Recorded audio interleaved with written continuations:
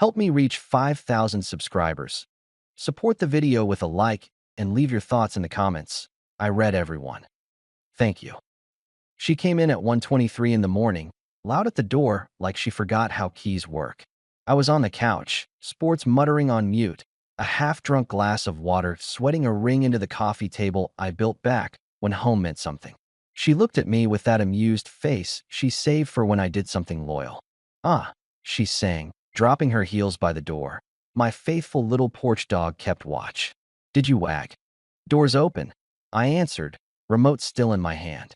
"Clock's not. We had a 9:30. We had me time." She tossed back, fishing her phone from her tiny bag. "Relax. You're fine. Not what fine looks like."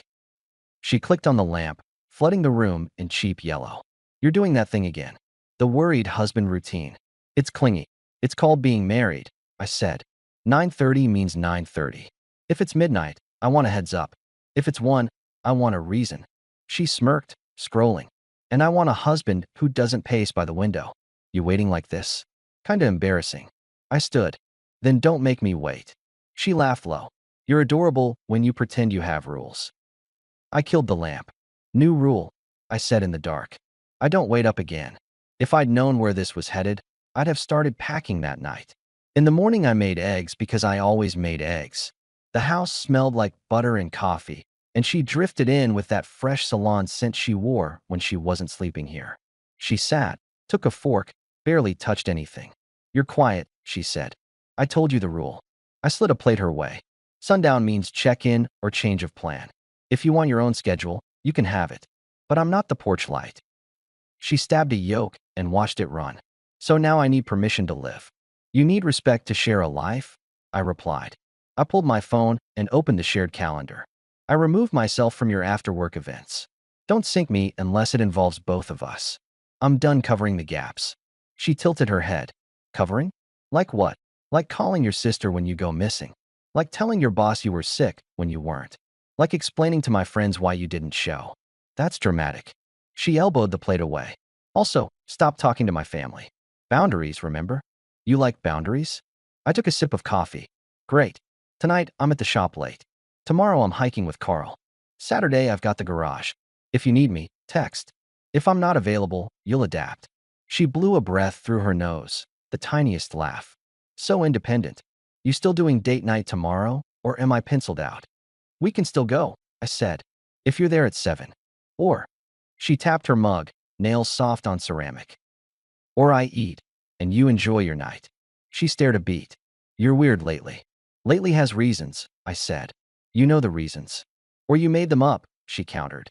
"Either way, stop hovering. It's not attractive." I cleared the dishes. "Then stop giving me a reason to hover." She stood. "You can't manage me, Mark." "I won't try," I replied, drying my hands. "Management's for employees. I'll manage myself." At lunch, she texted a photo of a latte on her desk, a little hard in the foam. "Miss you. Dinner?" For a second, I allowed myself the old pattern. Problem, gesture, reset. I answered fine. 7. She sent a thumbs up and a smile. Then nothing until 5:58. Running a little behind. 15? I was at the place on Maple, the one with the wood booths and the chalkboard menu. 7:15. 7:30. 7:42. She breezed in at 7:50 with a "finally" tone, kissed my cheek like we were fine, and ordered something complicated off menu. "You look grumpy," she teased. "You're late," I said. "Traffic." And I had to change. I don't show up looking like I've been at a desk. She leaned back. "So, vacation." "I've been thinking. We do the coast next month. 10 days. You pay lodging, I'll handle food." "Fair." "I'm already booked," I said. "Took extra shifts. The shop's buried until fall." Her smile pinched. "You never told me." "I just did." "So we're not going," she concluded. "Because you made plans." "Because I made choices," I corrected. "We can do a long weekend. Something local." She gave a soft laugh at nothing. "Local? You're so practical." "Better than being a porch dog," I said. She glanced at the server, then at me. "You're still on that." "I'm on the pattern," I said. "Late." Smirk. "Lean on me when bills hit. Disappear when it's real." "Bills," she repeated, smiling bigger. "Right. Since we're being practical, can you bump the joint? Just this month." The studio membership's due, and I'm stretched. How stretched? I asked. Stretchy enough. She reached across, rested her fingers on mine, light and persuasive. I'm good for it next month. The server slid plates in. I pulled my hand back to make room. The joint stays for utilities. I'm not funding extras. If you need a different budget, we adjust. Together. Together? She forked a salad leaf with something like disdain. Please don't say together while you're telling me no. I'm telling you the rule, I said. No more surprises with money. No more pressure. If you want a studio, you pay for it. She chewed slow, eyes on my face like she was testing for a flinch. And if I don't, then you don't.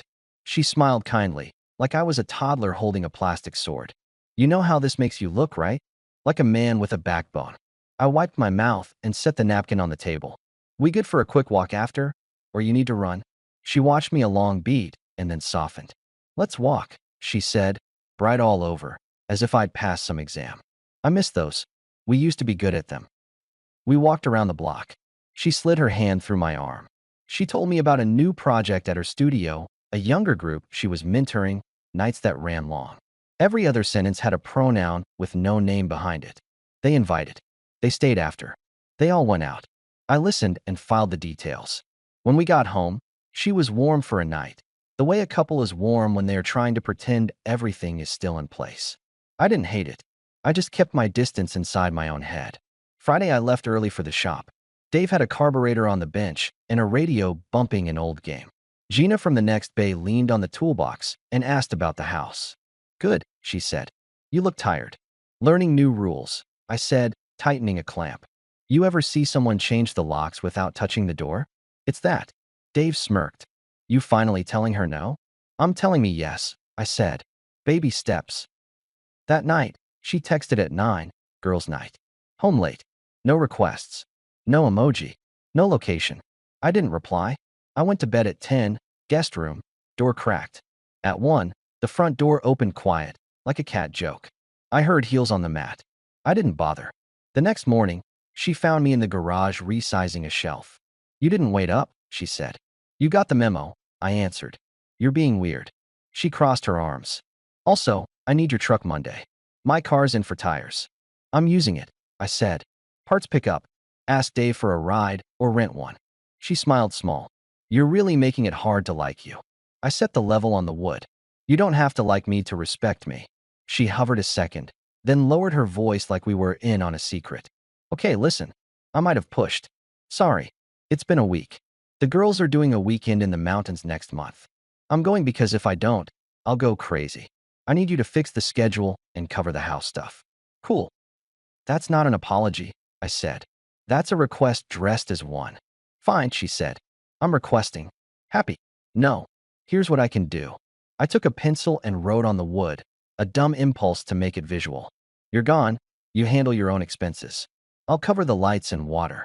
When you're back, we sit down and put numbers in a spreadsheet. Every dollar, every date. Then we live by it. She stared at the pencil marks. You're like a school principal. Then don't cut class. She sighed. This is sad, Mark. What's sad is that this is new, I said. We ended it there. I stuck to my day. She stuck to hers. Sunday we had brunch at Tara and Logan's place. Their yard was full of dogs and folding chairs and people in sunglasses who talk about mortgage rates like their football scores. I brought ribs. She brought her best performance. Tara poured drinks. Where were you last night, Queen? She asked with a grin. Around. My wife said, shrugging like life was a shrug. I've been busy. He doesn't mind. She gestured at me like I was a coffee table somebody had to dust. Logan clapped me on the back. You alive, man? I was born alive, I said. The rest is optional. Tara laughed. He's so stoic. I love it. She looked at my wife. If I had one like that, I'd keep him on the porch too. Already tried, my wife said. He sits and waits. So loyal. A couple people laughed. I set down the tongs and wiped my hands. Since we're doing open mic, I said at a normal volume, here's mine. Don't talk about me like I'm a rescue animal. I'm your husband or I'm a guest, not a prop. Second, I'm not waiting for anyone again. If you're not where we agreed, I go. If bills are due, I pay my half. If plans change, I change mine. Clear. The backyard quieted. Logan raised his eyebrows. Tara looked at her drink. My wife smiled once tight. Relax, she said. We're joking. Then pick a different joke, I said. I handed the tongs to Logan. I'm out. You handle the food, man. It's all seasoned. Mark, she called as I moved past her. Oh, come on. I'll be home by 6, I said. If you're there, we talk. If not, we don't. I left through the side gate because I wanted the gate's rattle to be the punctuation. In the truck, I stared at my own hands on the wheel and did the math.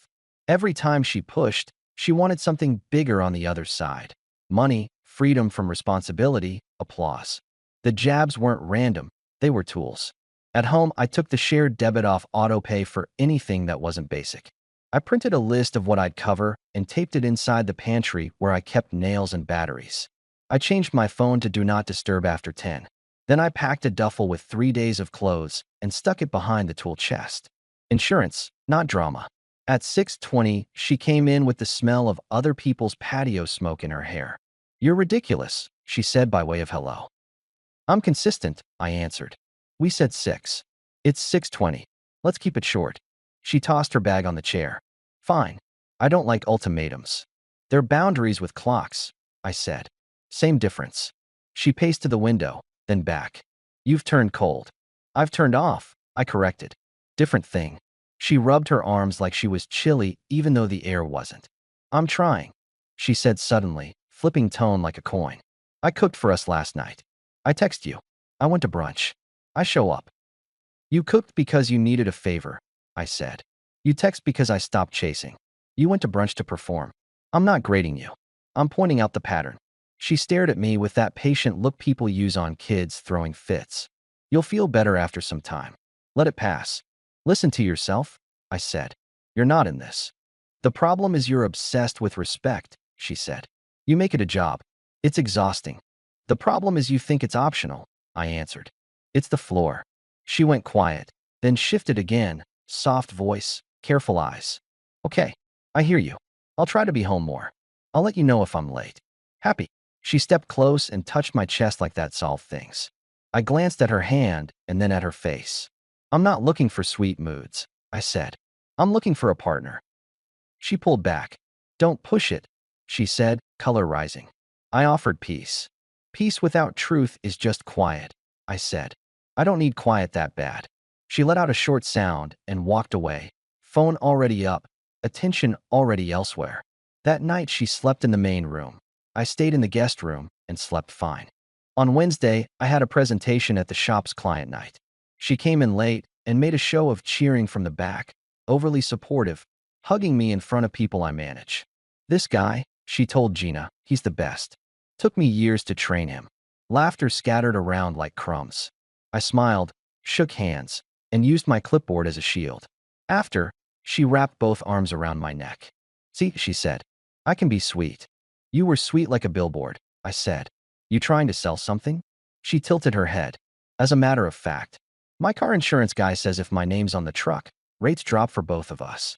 Win-win. We should do it. Paperwork's easy. No, I said. She blinked. Just like that. Just like that. You're unbelievable. Somebody has to be, I said.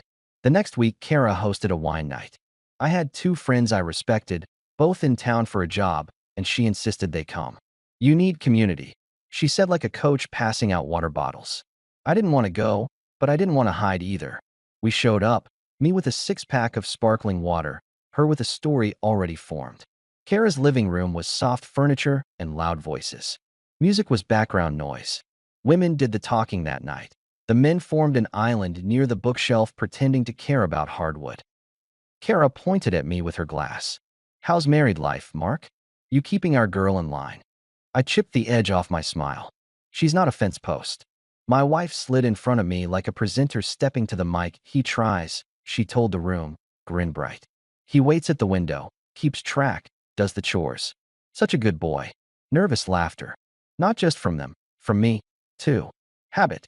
Then I clocked my 2 friends' faces. One raised eyebrow, one flat line. That was my mirror. Enough, I said steady. That stops. What stops? She asked, even though she heard me the first time. Talking about me like I'm your project, I said. Or your pet. Last warning. You're overreacting, she laughed. Then I'll do it quietly, I said. I set the waters on the table. I'm leaving. You can stay. Don't be dramatic, Kara said gently. She's teasing. You can call it what you want, I told her. Words have a price. I'm done subsidizing it. My two friends stepped closer without making a scene. Matt lowered his voice. You want a ride? I drove, I said. I looked at my wife. You've got the house tonight. Lock up. I'll be back at sunrise. Why sunrise? She asked automatically. Because dawn is when people who actually live there show up. I left with my keys. On the drive home, I called Dave and told him I'd be out of pocket for a couple days. I stopped for gas and thought about the phrase she kept using, good boy, and how quickly a woman can turn a man into furniture when the room claps for it. I pictured the porch again. Not a memory, a posture. At home, I cleaned the guest room out like I was leaving for a week. Then I sat at the dining table and printed 3 sheets. One with a budget split, one with a list of boundaries we'd already discussed, one with what I would and would not do from here on out. I wasn't handing her a contract. I was leaving myself a map. I folded the sheets and put them with my duffel by the garage door. She came in late. The house was dark. She shuffled around, made noise in the kitchen, opened and closed the fridge like the light inside it had answers. After a while, she stood in the doorway of the guest room. You're actually doing this? She asked. Doing what? Punishing me. I turned a page in the manual I wasn't reading. I'm done with that kind of language. I'm managing my life. You manage yours. So that's it, she said. No conversation? There is one, if you want it, I said. A real one. She hesitated. Now.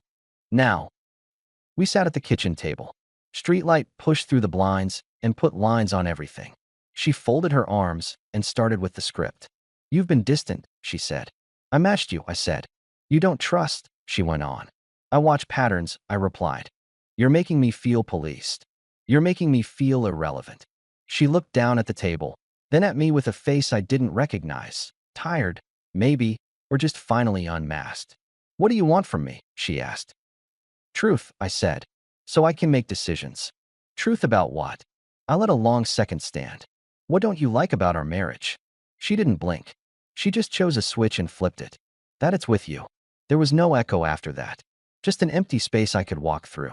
I nodded once, because that's what you do when the doctor gives you a test result you suspected anyway. You just said that to the last person who respected you. I answered. I'll get out of your way. She rolled her eyes, then laughed, then didn't. You're so dramatic, she tried, reaching for the old rhythm, but there was nothing for it to hook onto. I'll be gone before sunrise, I said. You'll be fine. Where are you even going? She demanded, a flick of panic finally showing through. Forward, I said. Out of range. She stood suddenly. You can't just leave. The house. The house is yours to handle, I said. Utilities are split starting this month. My auto pays are off. The joint is for the lights and water only. You'll be fine. She opened her mouth, closed it, and looked at the fridge like maybe the light inside it had answers after all. So you're what? Leaving me with everything. You wanted everything, I said. Now you can have it. She swallowed, rage building under the skin the way a storm builds over a flat field. You're cruel. I'm accurate. You'll come back tomorrow, she declared, defaulting to prophecy. You'll calm down. Dawn is in 2 hours, I said. If I'm not back by then, that's the future. She slept in the main room. I didn't sleep. I showered, shaved, packed the rest of what mattered. Tools, documents, a few shirts, the watch my father gave me. At 5:40, the horizon turned light. I carried the duffel to the truck. I wrote a note and left it on the table because I wanted to leave a sentence behind in a house full of noise. It said, you care about comfort. I care about respect. We're both about to get what we want. At dawn, I left for good. I didn't slam a door. I didn't check the mirror. The sun was barely up and the road was clean.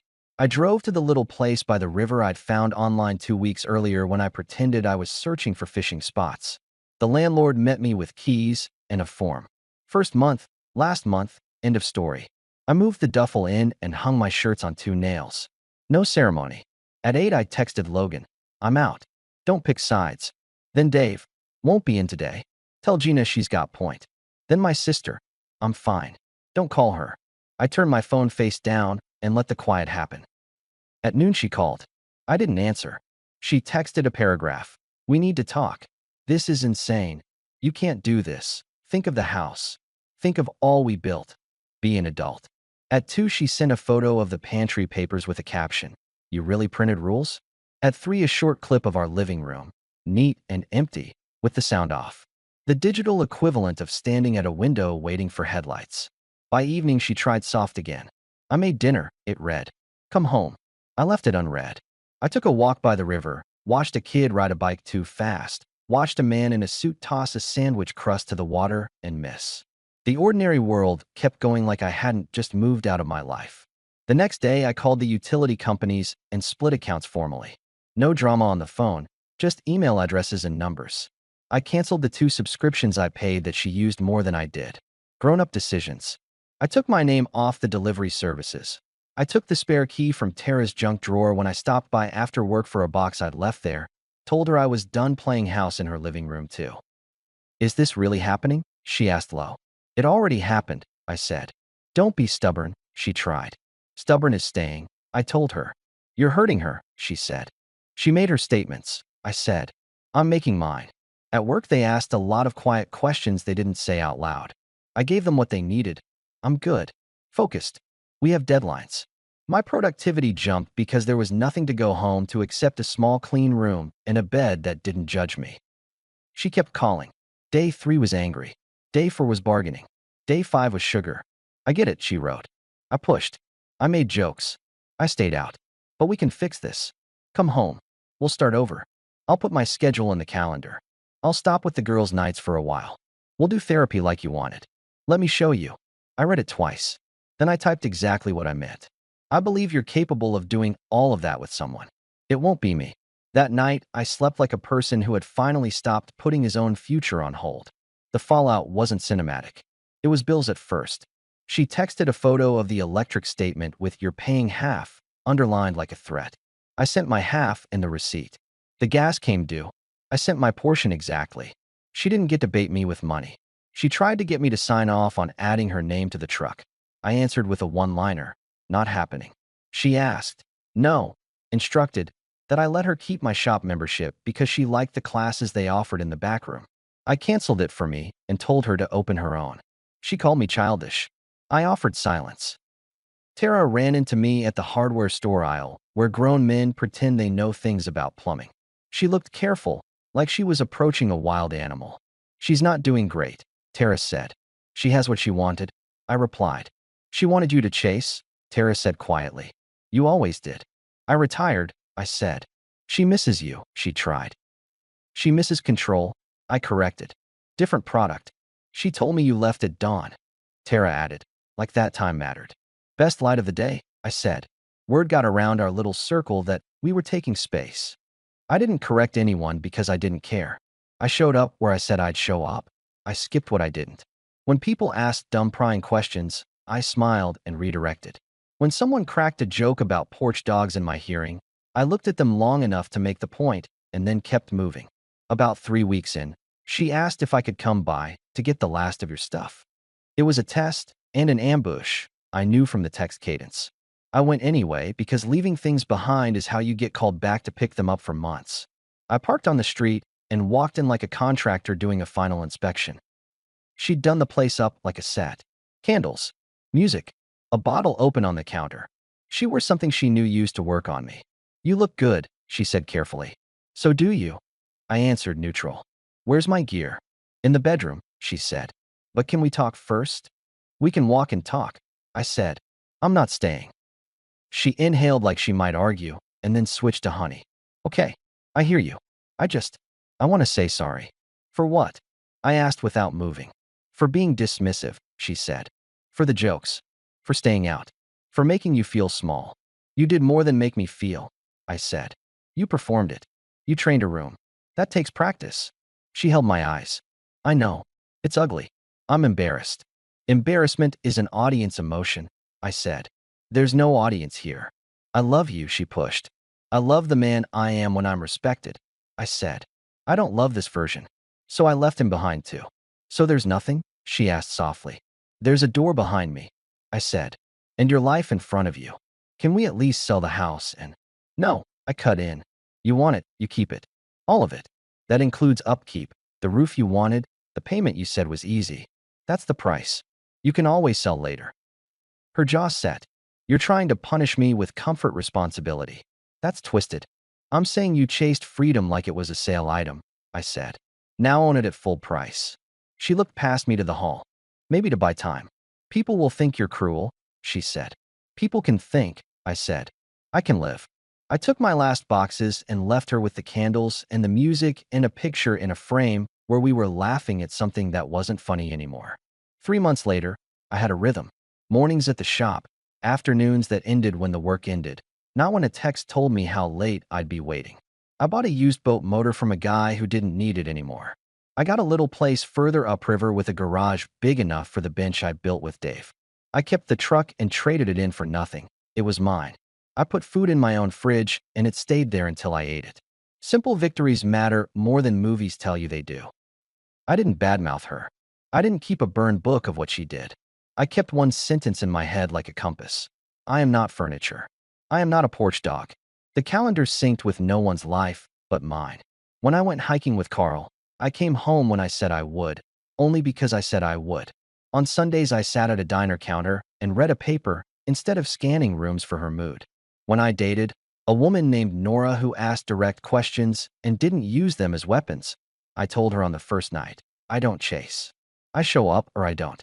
She said, good, and meant it. News trickled back in believable fragments. She listed the house, and it sat. She tried to rent it and couldn't keep up with the maintenance. The studio cut her hours when the summer slowed. The girls' nights got fewer because there was no show to sell anymore. Tara ran into me at the river trail and lifted a hand in a gray wave. She's in a smaller place now, Tara said, like she was reading an obituary out loud. Less to clean, I answered. You're harsh, she said, but there wasn't heat in it. No, I said. I'm done. I saw my wife exactly once more, months later, in a grocery store parking lot. She was loading a bag into a small hatchback that wasn't ours. She looked the same and completely different. Lighter, somehow, like a balloon after a party, drifting half deflated, still technically there. She caught my eye for a second. No wave, no move. Just the calculus two former spouses do in a public place. Am I going to ruin my day or walk away? We both walked. If you want a moral, that's your business. I didn't learn grand lessons. I learned small ones that matter more. Don't sit by windows waiting for a car that doesn't belong to you. Don't let anyone train a room to laugh at you. Don't teach someone you'll stick around when they tell you who they are. The last night I spent in the old house, she told me the truth with a precision I couldn't argue. That it's with you. That's not cruelty. That's information. My answer wasn't anger. It was a line. You just said that to the last person who respected you. At dawn, I walked out. She figured out later what that meant. By then my other life had already started, quieter, cleaner, run by respect instead of apology. If there's anything like justice in this world, it's not dramatic. It's just a man deciding he won't be managed and then living like that, day after day, until the porch is just a porch again, and the only dog there is the neighbor's, and he barks because he's happy to see you, not because he learned it from desperation.